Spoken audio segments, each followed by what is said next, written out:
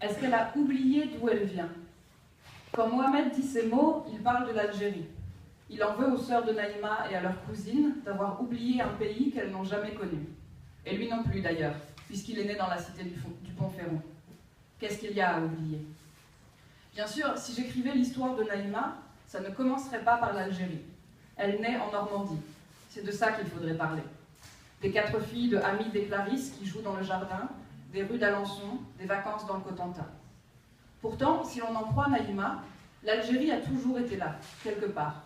C'était une somme de composantes, son prénom, sa peau brune, ses cheveux noirs, les dimanches chez Yéma. Ça, c'est une Algérie qu'elle n'a jamais pu oublier puisqu'elle l'a portée en elle et sur son visage.